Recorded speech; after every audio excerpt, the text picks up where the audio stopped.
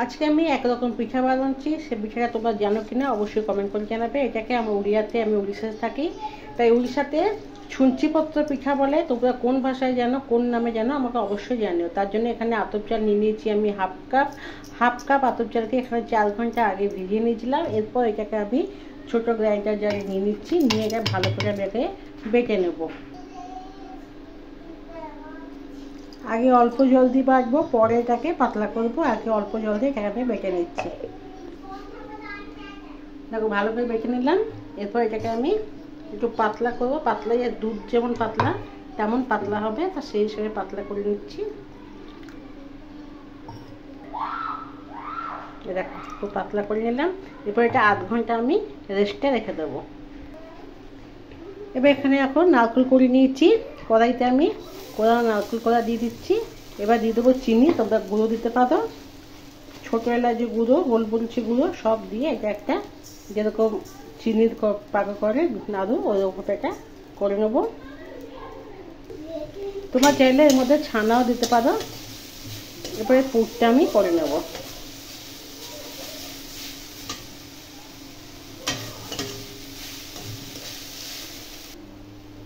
দেখো নারকেল পুরটা এখানে হয়ে গেছে।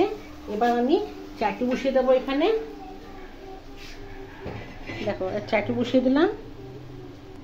যে চাল বাটিটা আছে এতে পরিমাণ মতন দিয়ে দিচ্ছি লবণ। লবণটা দিয়ে ভালো করে মিশিয়ে দিলাম। আর পাতলাটা এমন হবে, দুধ যেমন পাতলা তেমন পাতলা করে একটা এর ব্যাটারটা করেছি। একটা কটন সাদা কাপড় নিয়েছি, ধুতির কাপড়। এটাকে আমি এইভাবে এতটাই আমি চওড়া করে আমি ভাঁজ করেছি। দেখো কতটা চওড়া করে ভাঁজ করে দেখে না। এবার চাটুতে সামান্য একটু দেবো সাদা তেল। সাদা তেল দিয়ে ভালো করে চাটুটাকে চারিদিকে তেলটা লাগিয়ে দেবো। এরপর এই যে ন্যাকড়াটা আমি ভাঁজ করেছি এটা এবার এর মধ্যে আমি দিয়ে দেবো।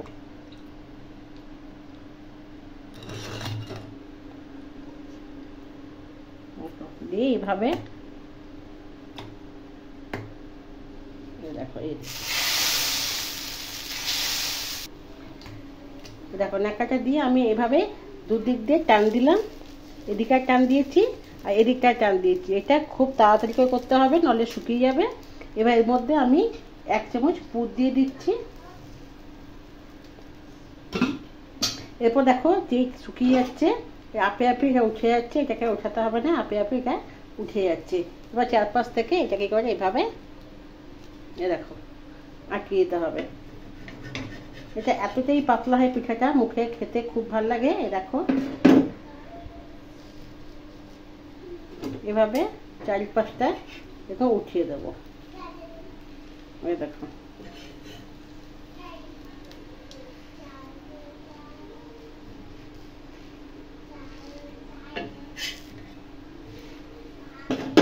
কতটা পাতলা হয়েছে দেখো।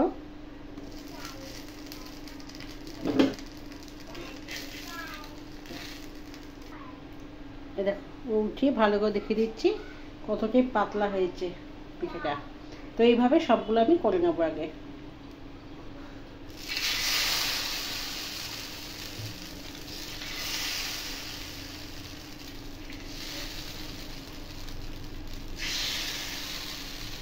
দেখো এভাবে করলে অনেকটাই পাতলা হয় আর খেতে খুবই সুস্বাদু লাগে। তবে অবশ্যই একবার করে দেখবে, আশা করি খুব ভালো লাগবে। এই কাজটা তাড়াতাড়ি না করলে তাড়াতাড়ি শুকিয়ে যায়। মাঝখানে এইভাবে পুরটা দিয়ে দিলাম। এবার দু সাইড থেকে দেখো ছেড়িয়ে যাচ্ছে, এবার ছাড়াতে হবে না, অটোমেটিক ছেড়ে যাচ্ছে। এটা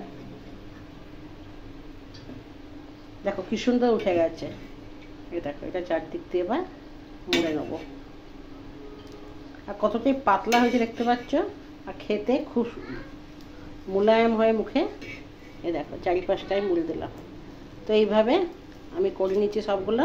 তো কেমন লাগলো ভিডিওটা অবশ্যই কমেন্ট করে জানাবে। দেখো কত সুন্দর লাগছে একটা।